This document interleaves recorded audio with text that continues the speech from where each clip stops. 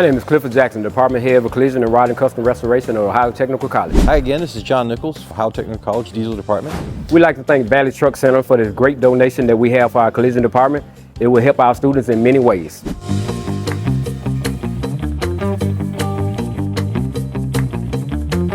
The donations are going to help the students as far as when they're running the trucks, they're doing electrical diagnostics as well as weight capacity of the trucks, calculating loads, installing new parts, removing the older parts. They get practice at live repairs on the trucks. Our students are grateful for this, and we look forward to the continuing relationship with y'all. And again, thank you for the donation of the training aids from Valley Trucking Center. This will greatly help our students and further their education in the collision industry. And to elaborate further, dealerships like theirs will enable our students to become better technicians for all dealerships and manufacturers out there.